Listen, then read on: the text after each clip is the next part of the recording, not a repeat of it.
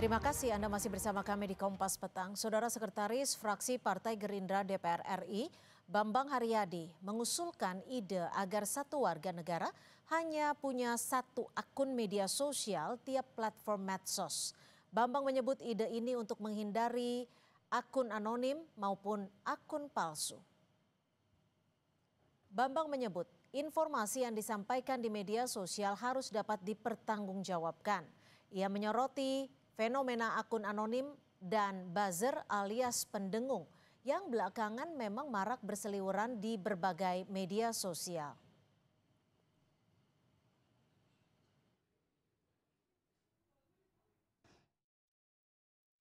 Bahkan kami berpendapat bahwa ke depan perlu juga single akun. Setiap warga negara hanya boleh memiliki satu akun. Baik itu kami belajar dari Swiss misalnya kan, satu warga negara hanya punya satu nomor telepon. Hanya satu punya akun sosmed. Karena untuk mengetahui bagaimana ke depan orang-orang yang memberikan informasi di sosial media dapat bertanggung jawab. Anggota Komisi 2 DPR RI fraksi PKS Mardani Alisera menilai usulan itu menarik namun harus ditempuh dengan cara yang tepat. Ketua DPP PKS itu juga menjelaskan pembatasan akan membuat pemilik akun mengajarkan bertanggung jawab dan akuntabilitas. Namun dalam prosesnya tidak boleh memaksa dan mengedepankan edukasi. Terkait ide satu orang satu akun menarik karena mengajarkan tanggung jawab dan akuntabilitas. Saya dukung, tetapi prosesnya tidak boleh pemaksaan. Prosesnya bangun edukasi, kasih waktu 3 tahun untuk ditertibkan. Dari situ semua orang punya akun resmi yang bertanggung jawab. Menanggapi usulan satu orang satu akun media sosial untuk setiap platform, Sekjen Partai Demokrat Herman Khairun tidak setuju. Pasalnya media sosial juga digunakan warga untuk melakukan usaha. Usul satu orang hanya memiliki satu akun media sosial ditujukan untuk menekan akun anonim atau akun palsu. Namun Demokrat tidak sepakat, saudara. Khairun bilang pelaksanaan akan sulit dilakukan. Ia menambahkan media sosial adalah medium berkomunikasi. Ketimbang dibatasi, pemerintah seharusnya cukup mengawasi dan mengedukasi.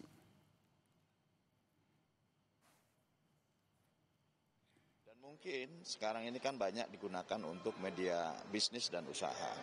Nah, oleh karenanya menurut saya pembatasan ini agak sulit juga gitu ya. Dan lebih baik kita memang ke edukasi dan pemerintah sebagai otoritas pemilik kebijakan atas media sosial dan media lainnya tentu juga melakukan pengawasan, melakukan pemantauan sehingga betul-betul media sosial sejatinya adalah menjadi media komunikasi antar warga, antar masyarakat dan memiliki nilai manfaat bagi sosial. Merespons soal usulan satu orang satu akun media sosial di setiap platform, organisasi masyarakat sipil yang memperjuangkan hak-hak digital yaitu SafeNet khawatir justru hal tersebut melanggar hak digital warga. Lantaran belakangan warga kerap menggunakan akun media sosial selain untuk sosialisasi individu juga digunakan untuk berbisnis.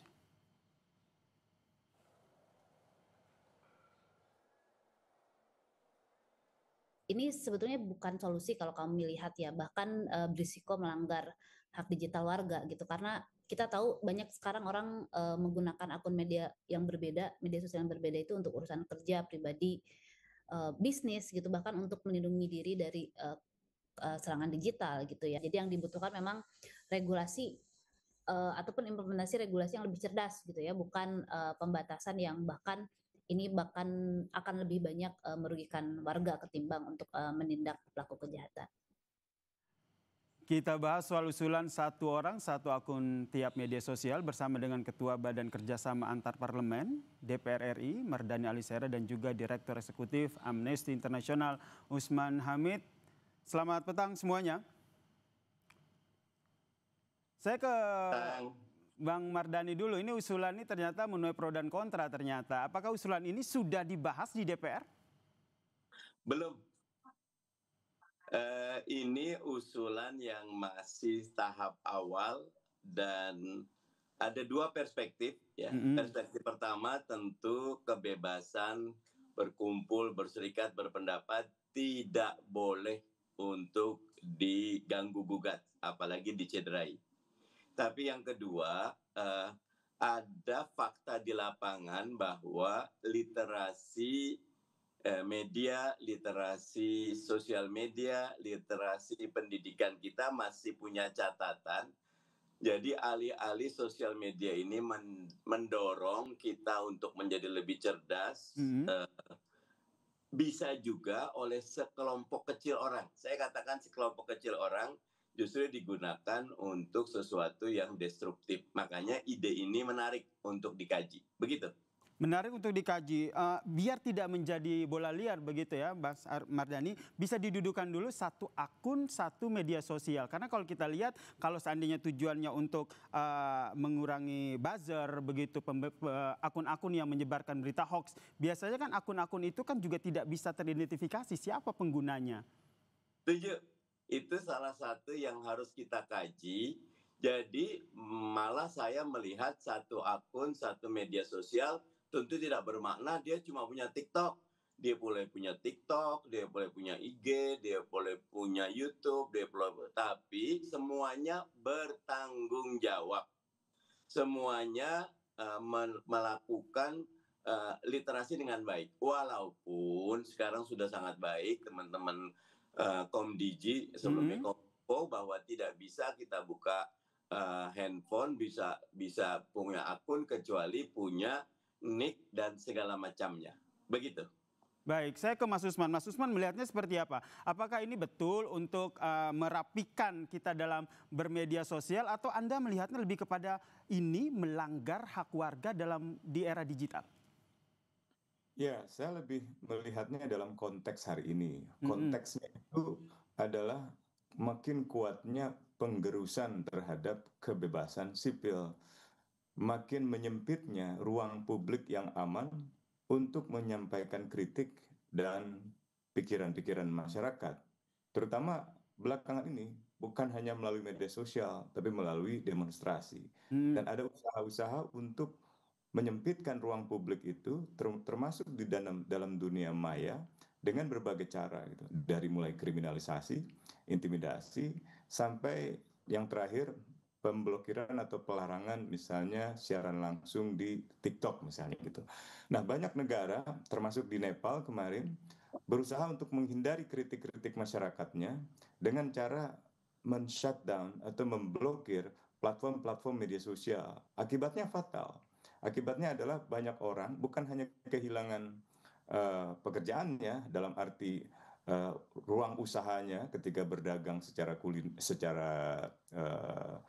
online begitu, tapi juga orang jadi ingin tahu dan malah turun ke jalan. Ini sama seperti ketika di Mesir tahun 2010 pemerintahan Mesir menutup atau memblokir media sosial dengan kekhawatiran yang sama dan akibatnya jauh lebih fatal lagi. Di Papua juga pernah terjadi dan pengadilan menyatakan pemerintah tidak boleh sewenang-wenang membatasi kebebasan orang untuk menggunakan internet. Nah, menggunakan akun media sosial, menggunakan beberapa akun, itu juga bagian dari cara masyarakat untuk tujuan-tujuan yang berbeda. Ada yang memiliki 2 akun, yang satu untuk pribadi, satu lagi untuk organisasi. Ada yang punya 3 akun ditambah dengan akun untuk berdagang. Nah, masalahnya mungkin dalam konteks kebebasan berekspresi atau dalam konteks kebebasan di internet, bukan ada berapa akun yang dimilikinya. Mas Usman? Baik, kita perbaiki lagi sambungan komunikasi kita. Saya ke Bang Mardhani. Ya, Bang Mardhani, ini kan kalau kita lihat ini kan yang pertama kali menyampaikan usulan ini kan dari Gerindra. Kemudian ternyata PKS juga senada begitu. Apakah memang sudah diobrolin nih antara Gerindra dan juga PKS terkait dengan rencana satu orang hanya boleh satu akun per medsos ini? Tidak, saya malah belum jumpa sama Mas Bambang dan saya cuma berpikir satu hal bahwa media sosial ini harus jadi sarana bagi literasi publik untuk menjadi lebih baik lagi. Dan saya setuju sama Mas Usman Hamid, tidak boleh ada pengekangan terhadap pikiran, usulan, aspirasi dari masyarakat. Dan karena ini masih di awal, saya setuju ini dikaji bersama, begitu. Oke, dikaji bersama berarti belum diketok palu ya untuk satu akun, untuk satu orang begitu ya? Bahkan yang tadi Mas Usman Hamid bilang bahwa ada yang akunnya untuk pribadi, ada yang buat jualan, ya buat saya boleh saja, malah bagus gitu. Bahkan sebagian udah mulai punya akun avatar, Mas Usman Hamid, karena ketika dalam beberapa hal tidak nyaman dengan pribadi, tapi dia mau bertanggung jawab, tapi perlu ada two-step verification, dia pakai akun avatar. Buat saya, selama akun itu sesuai dengan etika dan logika publik, serta memiliki literasi yang baik, termasuk kritik yang kuat. Pak Prabowo di sidang umum DPR, MPR kemarin kritik pemerintah. Dan saya setuju kalau kejadian beberapa aktivis ditangkap, perlu betul-betul hati-hati disikapi. Karena beberapa punya kritik yang baik, begitu. Berarti sepakat ya, selama akun itu dipergunakan dan dipertanggungjawabkan, tidak perlu begitu ya sampai diblokir ataupun dihapus begitu. Saya ke Mas Usman. Mas Usman, melihat adanya usulan tersebut, apakah ini dilatar belakangi oleh memang saat ini tim siber ataupun mereka-mereka yang bergerak di bidang ini tidak mampu, tidak sanggup untuk memberantas anonim-anonim, buzzer-buzzer yang memang bisa menimbulkan provokasi di media sosial? Saya kira mereka sanggup. Satuan reskrim atau direskrim di kepolisian yang berhubungan dengan cyber misalnya atau cybercrime, kejahatan siber, memiliki kemampuan teknologi yang sangat canggih. Problemnya seringkali akun-akun yang disebut sebagai buzzer itu juga terafiliasi ke lingkaran politik tertentu. Gitu. Ini yang jadi masalah, apalagi menjelang pemilu. Menjelang pemilu itu ada semacam industri jasa konsultansi, termasuk jasa buzzer, untuk kampanye mendukung seseorang yang biasanya memiliki pengaruh politik yang besar, pengaruh uang yang besar, pengaruh di dalam kekuasaan yang besar. Nah, ini saya kira tantangannya bukan ada pada tantangan teknis, melainkan seringkali ada pada tantangan politis begitu. Jadi menurut Anda Mas Usman, kenapa akhirnya DPR mengusulkan itu? Toh tim siber juga sebenarnya bisa loh untuk memberantas akun-akun anonim, akun-akun buzzer. Ya, saya kira sulit untuk dipisahkan dari konteks besar tadi dengan menyempitnya ruang kebebasan di internet dan ditambah dengan pemicu yang terakhir dengan mundurnya Mbak Saraswati, Rahayu Saraswati, keponakan Presiden Prabowo, yang mungkin banyak orang melihatnya di dalam media sosial keterangannya dipindahkan konteksnya sehingga menimbulkan salah paham gitu. Jadi ia waktu itu memberikan pernyataan dengan tujuan membangun semacam semangat wirausaha, tapi dilemparkan ke beda konteks sehingga terkesan ia seperti menganjurkan orang untuk cari tanggung jawab sendiri, nggak usah bertanggung jawab pada pemerintah. Nah itu konteks yang berbeda. Oke, saya ke Mas Mardhani. Mas Mardhani, jadi sebenarnya PKS sendiri atau Anda sendiri? Iya. Oke. Baik, saya ke Mas Mardhani Alisera. Mas Mardhani, jadi menurut Anda ini lebih condong kemana nih nanti pembahasan di DPR sendiri? Diperbaiki dulu, ini memang sudah ada. Jadi kita lakukan pengawasan aja dulu. Fokus untuk menghapus akun-akun buzzer yang menimbulkan provokasi di media sosial, atau langsung mengetok palu soal usulan satu orang, satu akun ini? Saya menyatakan usulan satu orang, satu akun itu call tinggi. Dan usul saya 3 tahun ini kita punya komitmen bersama membersihkan ruang publik termasuk sosial media dari orang-orang yang tidak bertanggung jawab. Termasuk yang tadi Mas Usman Hamid katakan, secara umum saya sih yakin 80-90% pengguna sosmed itu baik semua. Tetapi memang ada lubang yang itu oleh kekuatan tertentu digunakan untuk merusak.